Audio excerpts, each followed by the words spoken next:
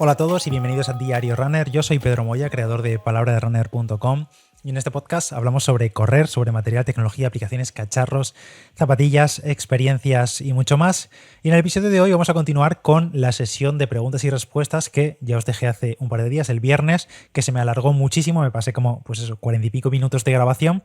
Tuve que cortar porque si no, no me daba tiempo a más, así que no me enrollo más y directamente os voy a dejar con la segunda parte de ese episodio en el que hablamos de más material, algunas dudas sobre planificación, sobre recuperación posterior, sobre el street en carrera como autoentrenamiento, sobre entrenamiento también. Así que un poco preguntas que me hicisteis sobre Media Maratón Valencia y nada, no me enrollo más y os dejo con ese trozo que faltaba del episodio, que son otros 20 y pico minutos. Así que vamos a ello. Chao. Sigo con las preguntas. Sabéis que utilizo Street, el podómetro estimador de potencia que se coloca en el pie, y me pregunta Manolo Guarde, ¿ves una herramienta importante en Street para el autoentrenamiento? Y bueno, pues puede serlo, puede ser Street una buena herramienta para el autoentrenamiento, y no solo para el autoentrenamiento, puedes tener un entrenador también que te modifique o que te planifique, mejor dicho, el entrenamiento en base a potencia, y que ese entrenador tenga acceso a tus datos de Street y te pueda planificar todavía más, todavía mejor el entrenamiento con los datos de potencia de Street. Al final Street es una herramienta más, como dice Manolo, no es la panacea, no te va a hacer correr más rápido, no te va a hacer correr mejor, es simplemente una referencia más. Y si tú estás dispuesto a enfocarte y a centrarte en el entrenamiento basado en potencia, que yo no lo hago, yo lo sigo combinando con ritmos, con pulso, con sensaciones, pero es una muy buena herramienta para, pues eso, si te quieres volcar con el entrenamiento en potencia, aprender más, aprender de tu cuerpo también, de sensaciones, de adaptar los ritmos y demás, sobre todo si corres también por terrenos más ondulados, donde puedes reservar más energías en subidas y apretar en bajadas, o reservar un poco de energía también en bajadas. Bueno, Street es una herramienta más, no es fundamental ni para autoentrenarse, ni para entrenar con el entrenador, ni para ser más rápido, ni nada. Simplemente es una herramienta más que te puede ir bien, o puedes tenerlo y puedes acabar llevándolo simplemente en la zapatilla y llevar años sin utilizarlo y no sacarle provecho ni nada más. Sí que es verdad que en cuanto a herramientas o digamos soluciones de potencia en carrera en el mercado, Street es la que mejor tiene enfocado la parte del usuario, sobre todo para usuarios que no tienen ni idea de entrenamiento, que no tienen ni idea de vatios en carrera, y que simplemente con Street puedes apañarte muy bien, puedes cogerte un plan de entrenamiento y te va explicando poco a poco, se va automodificando tu potencia crítica en función de tu estado de entrenamiento, tus entrenamientos, tus sesiones pasadas de los últimos 30, 60, 90 días, y puedes apañarte bastante bien. En cambio, con la potencia de Garmin, de Polar, de Coros, de Sunto ahora, pues básicamente lo que tienes es un dato random, un dato de algoritmo, al igual que es algoritmo el de Street, pero quiero decir que tienes un dato random en el sentido de que no tienes más contexto, no te explica para qué sirve cada cosa, no te planifica o no te permite planificar entrenamientos en base a potencia, es simplemente un dato más, como si tienes el de ritmo o tienes el de la frecuencia cardíaca, y si al final esos datos, por ejemplo, no tienes tus zonas bien marcadas y demás, pues te sirven de bien poco. En el caso de Street, si tienes esa autocalibración y esa biblioteca de entrenamientos y planes y calculadora de ritmos futuros y planificación de carreras futuras, que es muy interesante y que no tienen otras marcas, que ojalá pronto lo tengan. Recomendación para un día de humedad como el domingo: pequé de salir rápido.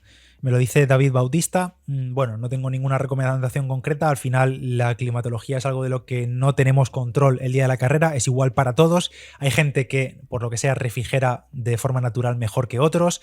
Hay gente que lo sufre mucho más, sobre todo, por ejemplo, si vienes de lugares que son muy secos, que no estás acostumbrado a la humedad y demás, entonces te puede afectar mucho más. Yo lo único que hice básicamente fue hidratarme muy bien los días previos, también durante la carrera, en todos los habituamientos los aproveché todos.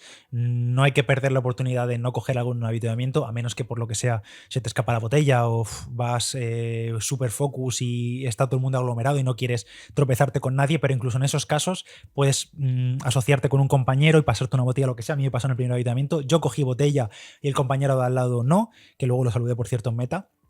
Y le dije, yo bebí un trago y vi que él no había podido coger. Le dije, ¿quieres? Sí, pues le pasé la botella y ya está. O sea, ese es COVID approved. Pero le pasé la botella, el amigo se pudo habituallar, pudo beber un poco, se refrescó y tiró la botella y ya está. Pero vamos, que yo soy partidario de intentar aprovechar absolutamente todos los habituamientos, y más en días duros como estos.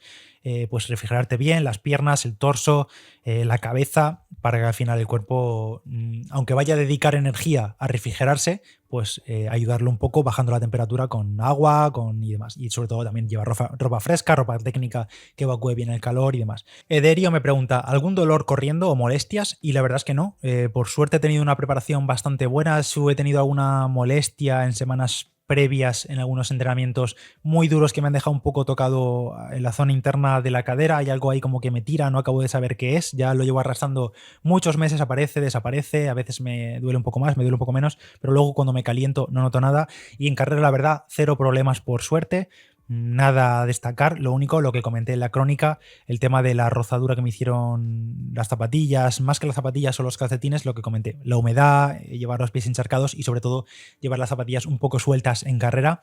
Y durante la carrera eso apenas lo noté, sí que notaba un poco ahí la irritación en la planta del pie, justo a la zona de los metatarsos, y al terminar la carrera, al enfriarme, pues fue lo que más noté. Pero luego el resto, la verdad que cero dolor, un poco cargado lo típico, el glúteo, la cadera y tal, pero más allá de dolor, que no es dolor, vamos, es una simple molestia, un poco de sobrecarga, y ya después de toda esta semana, bueno, estamos a viernes, estoy grabando esto viernes y esta mañana vengo de hacer una tirada de 20 kilómetros y estoy de lujo, 5 días después de la media maratón, me encuentro bien, un poco resfriado, como podéis notar en la voz, pero por lo demás, cero molestias y cruzo dedos de que siga así, vamos. Somnia2 me pregunta, ¿te costó más de lo previsto? ¿Pensabas que podías haberlo hecho mejor? Más o menos está en la línea de lo que yo tenía en mi mente. Como comenté, mi idea era salir a 3:40, aguantar y verlas venir en la parte final. Y creo que era lo que tenía previsto. Si hubiese pensado que podía hacer una media maratona 3:33, 3:30, habría sido irreal por mi parte, no habría sido justo con mi estado de forma. Yo puedo hacerme muchos sueños en mi cabeza, pero realmente sé lo que da mi cuerpo y sé que si semanas previas había hecho un 10K en 3:33, aunque hubiese sido en solitario y mejorable y dentro de una semana de entrenamiento y todo, es inviable que pudiese hacer una media maratón tan rápido y además teniendo en cuenta o sin tener en cuenta que al final iba a ser un día bastante duro de humedad, aunque yo lo note menos. Entonces estoy muy contento de cómo gestionamos la carrera, de cómo Javi me ayudó a gestionar el final de la carrera. Mejor, es 100% seguro de que no lo habría hecho. Creo que el domingo fui a mi límite muchos kilómetros en la parte final, sobre todo. Menos mal que no estuve mirando el pulso porque yo no me habría acojonado, pero sí me habría sido un poco más amarrategui y me hubiese frenado un poco más. Y creo que es la carrera que más alto de pulso, más tiempo he ido durante todos los últimos kilómetros y aguantando como un jabato, así que creo que me lo dejé prácticamente todo, no tenía más para ni siquiera sprintar al máximo en meta a unos pocos cientos de metros, así que me costó lo que creía que me iba a costar e hice el esfuerzo en base al estado de forma en el que llegaba, que para mí era muy bueno y era un objetivo más o menos realista, el salir a 3:40 y finalmente pues lo cumplí, así que súper contento. ¿Qué planning has llevado y duración? Me dice José Accitano. Pues ya lo he comentado, he utilizado los planes de Fishinger, del libro que tiene de media maratón, lo tenéis en la nota del episodio, o si estás viendo esto por Instagram o lo que sea, te lo voy a dejar por stories o por la descripción de este vídeo. Y bueno, pues creo que la planificación concreta han sido como unas 12 semanas, desde principios de agosto. Ha habido semanas con más altibajos, semanas que no he podido completar todo, semanas que sí. Bueno, pues así lo que importa aquí al final es la constancia y la progresión de cargas y respeto de descanso y demás durante todas estas semanas. Así que he utilizado esos planes de entrenamiento de Fishinger y muy contento con ellos, la verdad. Ya llevo utilizándolos todo el año, preparé las maratones también con él y probablemente seguir utilizándolos próximamente. Maelo 2011, que creo que no es español, me dice, ¿qué es lo que la hace tan especial la carrera, la media maratón de Valencia? ¿Siempre recomiendan esa carrera o la maratón de Valencia?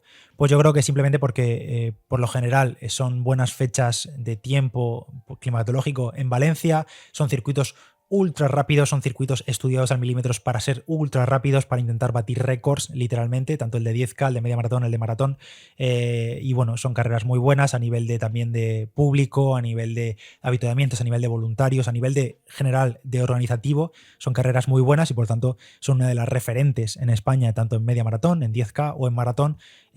Probablemente la maratón de Valencia sea la referente en España, seguramente. Hay 3 o 4, obviamente, está Barcelona, Valencia, Sevilla, Madrid y tal, pero al final, pues Valencia es como el estandarte, además última del año, y es donde se baten, no récords, porque no, de momento no tenemos un récord del mundo de maratón en Valencia, pero sí donde la marca de Valencia en sí misma sigue bajando año a año y cada vez vienen atletas de más nivel y tiene más repercusión también mediática a nivel internacional y viene mucha gente internacional a correrla, tanto populares como élites también. Entonces, bueno, la hace especial que en general Valencia es una buena ciudad para correr, circuitos ultra rápidos y es una organización bastante cuidada.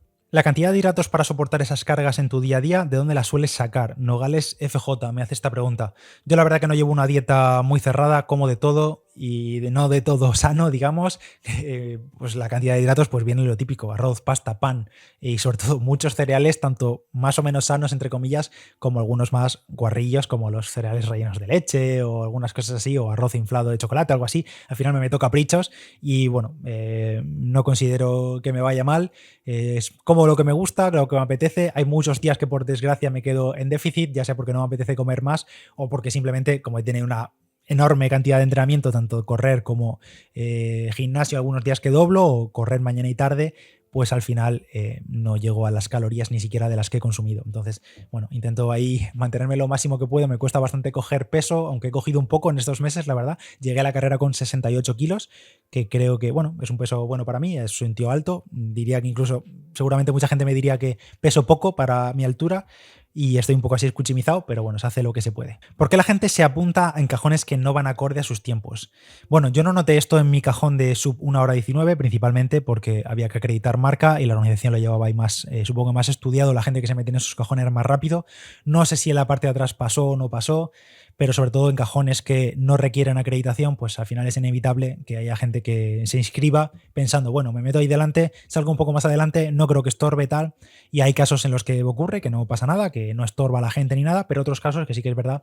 En esta media maratón no lo sé, pero en otras carreras yo sí me he encontrado gente delante que directamente sale parada, literalmente parada, que no lleva el ritmo acorde al cajón en el que debe salir.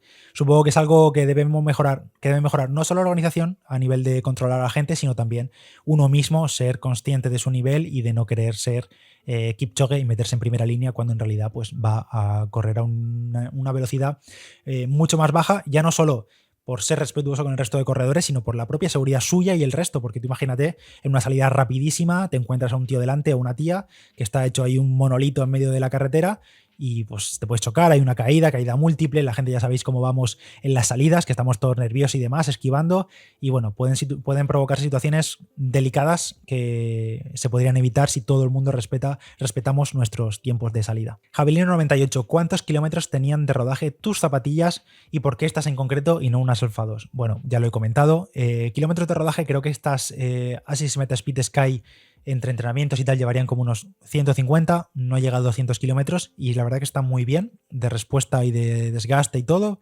Creo que es una buena distancia para seguir utilizándolas en competición y le queda muchísima vida por delante.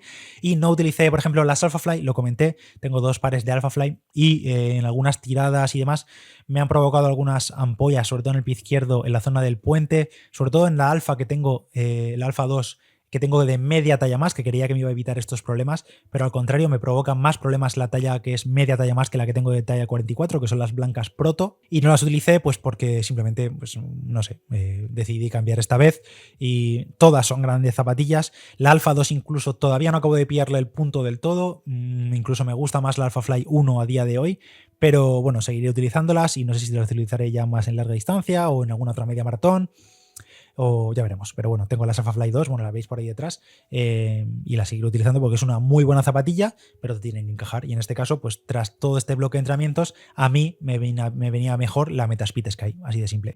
Y antes de continuar, un pequeño inciso porque tenemos patrocinador en este episodio y vuelve a ser BP, que ya sabéis que os comenté hace pues unos cuantos meses, las promociones para conductores que llenen sus depósitos en BP. Cuando vayas a repostar tendrás un ahorro de hasta 40 céntimos por litro en la península y Baleares. Estos son grandes noticias para todos los conductores. Y si estás en las Islas Canarias, este descuento en las estaciones de servicio BP será de hasta 35 céntimos por litro, incluyendo la bonificación del gobierno. Así que cada vez que visites una estación de servicio de BP en la península y Baleares puedes ahorrar y disfrutar de todas las ventajas que ofrecen a través de su programa y su programa de afiliación y la tarjeta y todo de Mi BP. Ya sabes que la puedes solicitar gratuitamente en las estaciones de servicio y demás. Y si estás en Canarias podrás disfrutar de estas ventajas gracias al plan Dino BP. Así que ya sabéis, BP nos lo pone fácil para ahorrar al máximo, estemos donde estemos. Hazte ya con su tarjeta en las estaciones de servicio y si quieres consultar más información puedes hacerlo en mibp.es y en plandinobp.es. Veo que el pulso lo controlas ahora muy a la baja en rodajes y tal. ¿Es debido al alto volumen? Bueno, pues ya comenté, el pulso ha ido bajando, supongo que es consecuencia del volumen, de entrenar mucho más, de entrenar en calor y ahora con la baja de temperaturas, sin más, no le presto mucha atención, simplemente lo llevo de referencia. De momento el cuerpo cuando toca hacer esfuerzos altos sigue subiendo mucho de pulso, pero cuando toca hacer rodajes suaves y demás, pues está por los suelos y sin más, la verdad. Ni me preocupa ni me deja de preocupar porque además no entreno por pulso. Lo tengo como referencia y ya está. Tengo aquí más preguntas de nutrición, de dieta, de cómo prepararse el calor-humedad, esto ya lo hemos dicho. Otra pregunta, Ávila.shc, que es Daniel, creo. ¿Pasaste alguna pequeña crisis mental, física o salió todo como lo planeado? Pues ya lo comenté en la crónica, pequeña crisis psicológica, crisis mental, bloqueo o pensar que no iba a poder aguantar sobre el kilómetro 17-18 así de la carrera, que iba con Javi, ya íbamos a full, yo iba pues ya con el gancho al cuello y sí que pensé que no acababa, o no acababa, mejor dicho, a ese ritmo, que tendría que aflojar, le dije Javi, tira tú, tal, lo que comenté en la crónica, y creo que ese fue el bache más duro, pensar, todavía me quedan 4 o 5 kilómetros a este ritmo, no sé si aguantaré, y con la idea de ir siempre a más, más rápido, pues pensar, joder, llevamos a 3:35, 3:36 aproximado, porque no estaba mirando el reloj, pues pensar que me quedaban 4 o 5 kilómetros y la llegada a meta y todo, y todavía tenía que apretar más, se me hacía un poco cuesta arriba y, como digo, en ese momento, si no hubiese sido por Javi, habría aflojado seguro. Pregunta interesante, ¿portadorsal, imperdible o imanes? Pues mira, esta fue la primera carrera en mi vida en la que he utilizado imanes. Me los compré la semana previa. Lleváis años diciéndome que me compre imanes, que deje los imperdibles, que eso es cosa del pasado. Yo la verdad era reticente porque al final los imperdibles son algo que encuentras en cualquier parte, te los dan en la propia recogida de dorsal, se ponen fácil, es imposible que se caigan. Lo único malo, pues que agujereas las camisetas, que a veces pues se pega algún enganchón, alguna camiseta se queda un poco jodida, pero bueno, son camisetas de carrera, no pasa nada. O sea, de competición, y luego al final ese agujerillo acaba tapado cuando pones otro dorsal encima. Pero mira, esta ocasión fui y compré los imanes y me decidí hay muchos imanes. En Amazon tenéis 1000, os voy a dejar también enlaces en la descripción. Y pillé los de marca Boomerang, que creo que son los de marca El Corte Inglés, que también os lo voy a dejar por si lo queréis pillar online en nota del episodio. 5 euros, 4 imanes. Y oye, muy bien, la verdad. Aún así, por si acaso, por ir a lo seguro, le puse al dorsal un imperdible, por si acaso en un enganchón o lo que fuese, en el peor de los casos, seguía manteniendo un imperdible, pero nada, al final podría haber no llevado el imperdible y con los 4 imanes me fue fenomenal. Además, lo bueno que tiene es que, pues lo típico que te pones el dorsal un poco doblado y demás, y lo mueves y con el imán es fácil moverlo, aunque si te pasas y lo mueves y si te cae la parte de atrás del imán, pues la lías, porque sobre todo si tienes la camiseta metida por dentro y tal, es un coñazo. Pero bueno, contento con los imanes, lo seguiré utilizando probablemente. Lo único que esto es del Corte Inglés además, la parte del imán va con un embellecedor de plástico, en mi caso negro, y se separaba, o sea, se separaba la parte del embellecedor que tiene la marca y tal, así que probablemente acabe quitando el embellecedor ese y deje simplemente pues lo que es el imán, el metal y ya está. Silvia Rueda me pregunta, ¿cómo gestionas la carrera? ¿Ritmo continuo o progresivo? Pues aquí vas a encontrar 1000 formas de gestionar una carrera y seguramente hay varias válidas, no hay una única válida. Yo en mi caso siempre intento ir un poco a más, aunque a veces también he dicho, sobre todo en distancias más cortas, he dicho voy a apretar al máximo al principio y arriesgar un poco porque los segundos que no gane al principio no los voy a recuperar al final. En este caso, en la media maratón, mi idea era en principio salir a ritmo más o menos constante de 3:40, que lo cumplí hasta el kilómetro 10 y a partir de ahí, el kilómetro 10 al 15, ver cómo estaba de fuerzas y apretar más o menos. Yo opté por esa estrategia de carrera y la verdad que salió muy bien. Creo que me salió el primer 10K en 10 kilómetros y pico en 38 y algo, y los siguientes 10 kilómetros y pico en 38 bajos. Es decir, fue progresivo, pero muy progresivo, porque había muy poca diferencia, apenas un par de segundos de media entre el ritmo medio del primer 10K con respecto al del segundo 10 kilómetros. La gestionamos de esa manera, ritmo casi continuo, pero un pelín progresivo, pero luego tienes mis formas. Tienes ahí split negativo, split positivo, bueno, cada uno como la quieras gestionar. Mejor siempre reservar un poco de fuerzas hacia el final, porque si te exprimes a muerte al principio, quizá te venga el nombre del mazo y acabes perdiendo unos pocos segundos, unos pocos minutos en la parte final, sobre todo en media maratón. Si fuese maratón y te arriesgas mucho en la primera media maratón, es probable, como a mí me ha pasado en alguna ocasión, que te acabe cayendo una minutada increíble en los últimos kilómetros. Y hablamos de no un minuto o dos, sino que te van 15 minutos o 20 minutos fácil en una maratón, como arriesgues mucho al principio y no vayas seguro de tu ritmo. Adrián GM 98. ¿Es más preciso ese sensor de pulso que el de pecho? Se refiere al óptico que llevaba yo en el antebrazo. Yo utilizo el HRV500. Tenéis análisis de este Kalenji HRV500 tanto en palabraderunner.com como en el canal de YouTube y en el podcast. También he hablado de él. También tenéis enlace en la nota del episodio. Y la verdad que a nivel de precisión, yo llevo utilizando años ya brazaletes de pulso, el Polar Verity Sense, el HRV500, el de Cospo, los he utilizado los tres y a nivel de pulso, la verdad, yo no tengo ninguna queja. Aunque sean sensores ópticos, hay que quitarse la idea de que van a marcar igual de bien o de mal que los relojes, que también llevan sensores ópticos, simplemente por la posición y el ajuste. Los brazaletes funcionan mucho mejor.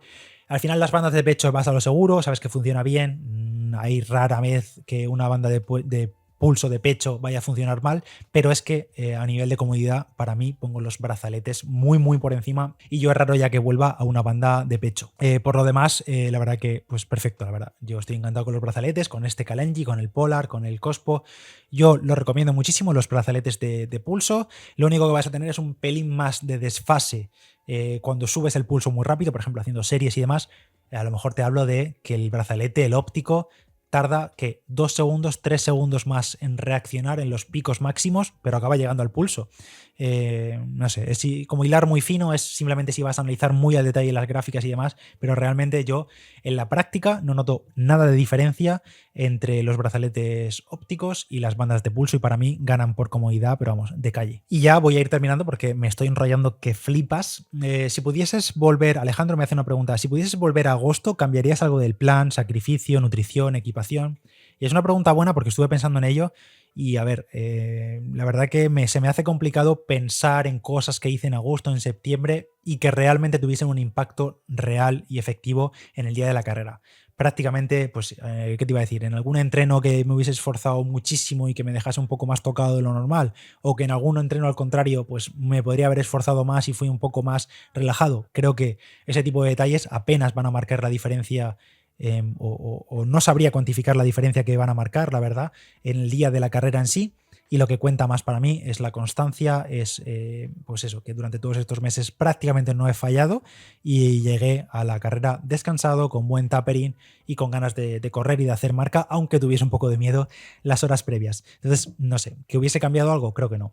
En cuanto a nutrición, equipación y demás, la verdad es que no, porque además utilicé todo lo que ya llevo utilizando, muchas competiciones, muchos entrenamientos, entonces prácticamente no llevaba nada nuevo, nada sin probar y no tenía confianza en todo, así que pues no cambiaría nada, la verdad. Si mañana tuviese que correr otra vez la media de Valencia, pues cogería exactamente lo mismo. Tengo aquí una de R Santos Fit, ¿cómo calientas antes de la carrera cuando vas a por mejor marca personal? Es decir, cuando vamos a salir ya de base a un ritmo alto, pues la idea es también preparar un poco al cuerpo. Yo ya he comentado en varias ocasiones que quizá peco un poco de calentar poco, soy de calentar bastante poquito, a lo mejor pues algún kilómetro a trote, alguna aceleración, y ya, y para de contar. Creo que para la maratón, por ejemplo, sí que pues en el hotel, incluso antes, me di un poco de foam roller, un poco, sobre todo porque sales de la cama muy temprano, estás bastante tieso. No deberías estar muy tieso porque deberías estar descansado, pero bueno, para desentumecer un poco el cuerpo. Y en este caso, para la media de Valencia, pues apenas hice nada. Algún estiramiento dinámico ahí antes de la salida, alguna aceleración de camino al cajón y apenas que 1 kilómetro me he salido de trote. Ya verdad, soy de calentar poco, hago alguna aceleración para subir un poco el pulso y no salir de base ya bajísimo de pulso, aunque entre los nervios de la carrera y tal, del cajón de salida ya salgo a 120 y pico, 130 de pulso de base, pero bueno, que yo no soy de calentar mucho, no soy aquí una referencia en eso. Hay gente que, por ejemplo, vi que también hizo mejores marcas que yo y mejores marcas personales y bueno, pues antes de la carrera se hacen 4, 5 kilómetros a trote con alguna aceleración y tal. Yo son distancias que no concibo hacer eso antes de una media maratón. No sé si hago bien o mal, yo simplemente lo hago a mi manera y como me siento más cómodo, que es algún trotecillo para probar el ajuste de las zapatillas, que fíjate que aún así en esta ocasión me ha salido mal porque me las dejé sueltas, hacer algún estiramiento, alguna aceleración, calentarme un poquito, beber agua, el último pis y ya está, me meto directamente al cajón, no hago mucho más. Y bueno, me ha parecido interesante, creo que lo haré más esto de preguntas y respuestas, si os parece interesante podemos hacerlo sobre otros temas, porque bueno, se puede desarrollar mucho cada uno de estos temas, pero en este caso, como preguntas y respuestas de la media maratón de Valencia, creo que ha estado bastante bien. Gracias a todos los que habéis dejado vuestra consulta por Instagram, me podéis encontrar por allí como Palabra de Runner. Gracias a todos también los que valoráis el podcast en Apple Podcast, en Spotify, 5 estrellas, agradecen muchísimo, no sabéis cuánto. Y si os gusta también mucho el podcast, pues podéis recomendárselo a corredores o cualquier deportista, o a lo mejor no deportista, que le gusten los podcasts o que quiera descubrirlos, que seguro que le encantan. Así que nada, gracias a todos, yo soy Pedro Moya y nos escuchamos en el próximo Diario Runner. Chao.